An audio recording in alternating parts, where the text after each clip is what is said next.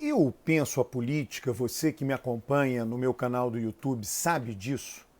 Eu penso a política como a expressão mais genuína da vida, né? A política, ela replica a vida. Tudo que acontece na vida acontece na política. Na vida dos países, a política é adaptada às circunstâncias de cada país, ao contexto doméstico de cada país. E a política, ela tem os aspectos positivos e negativos da vida. A política pode resultar em crises, pode resultar, nós estamos vendo aí, né, um governo muito ruim, um governo sofrível que o Brasil tem, resultando em mortes. Quer dizer, uma pandemia resulta em mortes em qualquer país. A questão não é se vai ter mortes ou não, as mortes vão ocorrer, mas muitas são evitáveis. Então, a política reflete isso, é o lado ruim. E a política também tem seu lado bom, tem seu lado de que melhora a vida das pessoas. E como, né, a política repete a vida, né, ela tem seu lado relativamente humorístico, né, ou engraçado. Né? A política, eu tenho um grupo, eu organizei, o título do grupo é Moderação é o Nome. Se você quiser fazer parte do grupo, é um grupo de WhatsApp, né, que todos falam, todos escrevem. É um grupo de pessoas que eu vi que estavam me seguindo no Twitter e pessoas mais moderadas realmente, né, sem nenhum tipo de radicalismo à esquerda ou à direita. E entrou nesse grupo. Né? E a gente lá está fazendo muita figurinha, selo disso, selo aquilo. Né? Tem um participante do grupo, o Tiago, né? É muito hábil em fazer figurinhas, aí todo mundo dá sugestões. Por quê? Porque é o lado humorístico da política, porque a vida tem humor. E pensando nisso, quando começou a sair a Vaza Jato, eu encomendei, entrei na internet, tem lojas, né, que fazem isso, eu encomendei 2 bustos, né, pequenos. O busto do ministro Gilmar Mendes, uma homenagem ao ministro Gilmar Mendes. Eu pensei, a Vaza Jato, Gilmar Mendes vai se sensibilizar com a Vaza Jato. Encomendei o busto de Gilmar Mendes. E encomendei também o busto, né, de Sérgio Moro. Sérgio Moro, o cara que minha equipe entrou em contato para fazer os bustos, né?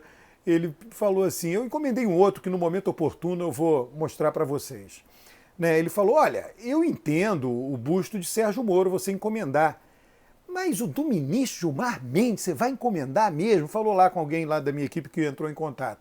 Pois bem, por que eu encomendei o busto dessas duas figuras opostas? Quando Gilmar Mendes se pronunciou agora e deu o voto dele com relação à suspeição de Sérgio Moro, ele citou um encontro deles no Senado Federal. Eu me lembro desse dia. O ministro falou, foi 4 de dezembro. Eu me lembro desse dia, que Sérgio Moro foi humilhado por Gilmar Mendes. Humilhado por Gilmar Mendes. Tá? Aí eu disse, vou fazer a minha parte de humor. Vou contratar os 2 bustos. Eu não sei qual será o destino futuro desses bustos. Talvez o Sérgio Moro eu tenha que mandar também fabricar uma mini prisão e depois colocar ele lá dentro. Né? E o busto de Gilmar Mendes. Eu deixo até em cima da minha mesa de trabalho. Por quê? Veja o que está acontecendo. Né? A incompetência de Sérgio Moro, incompetência técnica. Né? Para não dizer que, né, como juiz, ele deveria, não vou falar deveria, não, ele deveria, no mínimo, saber português corretamente. Né? Uma coisa é o preconceito contra o português das pessoas que não tiveram estudo. Outra coisa é o português de alguém que esteja no negócio de conja, sei lá. Né? Então, o Sérgio Moro é um incompetente. E graças à incompetência de Sérgio Moro, teve um negócio fortuito nessa história, que foram os hackers, né, que pegaram tudo aquilo lá. Mas graças à incompetência dele de gerenciar a Lava Jato e na incompetência e falta de ética, etc., ele colocou Lula de novo no jogo. E precisou de Gilmar Mendes. Gilmar Mendes foi o grande líder jurídico até agora de todo esse processo. Fachin é fraco mesmo, né? É fraquinho, né? Fraquinho deveria ser, e não Fachin. Ele tomou a decisão para se antecipar à suspeição de Moro. Gilmar Mendes estava conduzindo tudo aquilo de uma maneira muito adequada, digamos assim, muito boa, muito bem feita, e aí o Fachin foi lá e fez aquilo que fez, um erro brutal, sob qualquer ponto de vista. O que o Fachin fez foi piorar a situação de Sérgio Moro. Fachin fez no dia e no dia seguinte Gilmar Mendes pautou a suspeição de Moro. Claro, não podia deixar, porque Gilmar Mendes inteligentemente aproveitou o momento, disse: Moro está super fragilizado, eu vou fazer isso agora, a suspeição de Moro. A suspeição está 2-2. Eu fico meio ressabiado porque que a mídia não deu a devida atenção à fala da ministra Carmen Lúcia. Por 2 vezes a ministra Carmen Lúcia colocou a voz dela no meio da fala do ministro Gilmar Mendes, dizendo gravíssimo, quando Gilmar Mendes atacava em algumas das críticas duras e ataques a Sérgio Moro. Então, na hora que ela falou gravíssimo, ela estava concordando com Gilmar Mendes. E aí, no momento do voto, lá teve o ministro Cássio, ele disse que pedia vistas porque não poderia votar, ele foi muito discreto ali. Depois viemos saber que os pais dele estão com Covid em São Paulo, então, de fato, o cara não tem nem cabeça, né? E aí, logo em seguida, a ministra Carmen Lúcia disse: olha, eu vou deixar meu voto para depois do pedido de vistas do ministro Cássio. A Carmen Lúcia já votou. Então, ela vai votar de novo o mesmo voto? Claro que não. Depois de ter falado gravíssimo quando o ministro Gilmar Mendes criticava duramente Sérgio Moro, claro que não. Ela vai mudar de voto. Enquanto o julgamento não fecha, o ministro pode mudar de voto. E aquela segunda turma... e detalhe, e a ministra Carmen Lúcia, ao falar aquilo que ela falou, ela basicamente disse para o ministro Cássio o seguinte: ministro, eu vou mudar de voto, né, eu irei fazer a maioria, Lewandowski, o meu voto e o do ministro Gilmar.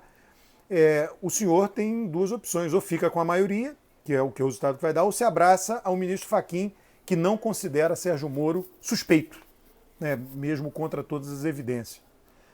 Então é muito provável que esse julgamento seja retomado em breve e ele acabe sendo 4-1. E aí Sérgio Moro será considerado suspeito em um processo, né, em uma condenação lá de Lula. E é evidente que virá outra, a de Atibaia, porque quando o ministro Fachin anulou os processos que condenaram Lula no âmbito da Lava Jato em Curitiba, ele permitiu, na anulação, na decisão dele, ele permitiu que as provas coletadas nos processos fossem utilizadas eventualmente numa nova instrução processual. E ao fazer isso, o ministro Cássio falou na hora da votação, disse: faz sentido votar a suspeição de Sérgio Moro, porque se ele for declarado suspeito, e as palavras do ministro Cássio, se ele for declarado suspeito, qualquer instrução vai ter que começar do zero, e se ele não for declarado suspeito, não precisará começar do zero. Então, é claro que os advogados de Lula irão pleitear a suspeição de Sérgio Moro para outros processos. Isso vai tramitar dentro do Supremo Tribunal Federal. Mas o fato é que nós vimos, né? Então, esse busto é uma justa homenagem, diga-se aqui, justa homenagem ao ministro, humoristicamente falando, né?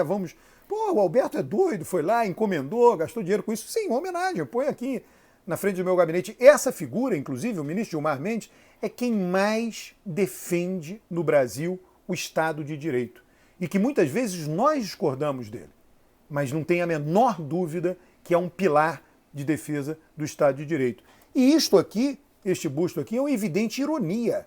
Uma pessoa sem ética, uma pessoa tecnicamente incapaz, uma pessoa despreparada, né, que se utilizou de recursos tradicionais da justiça brasileira, interferiu na política do Brasil, é sim um dos responsáveis pela eleição de Bolsonaro, é sim um dos responsáveis.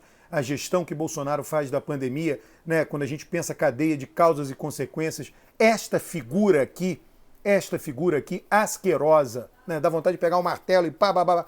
Essa figura aqui asquerosa, ela tem responsabilidade nisso, né? Mas, por outro lado, a incompetência desta figura está permitindo agora que se desenhe um cenário eleitoral para 2022, um cenário eleitoral importante.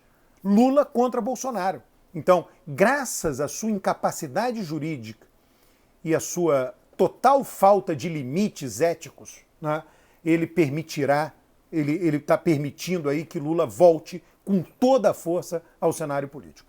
Então, agradeçamos a essas duas figuras. Um por ser muito incompetente e outro por ser muito competente. Era este o vídeo aí, um vídeo, digamos assim, que eu fiz aqui isso para ser usado. E agora é o momento oportuno da utilização disso. Inscreva-se no canal, curta os vídeos, comente os vídeos, traga mais gente para esse canal.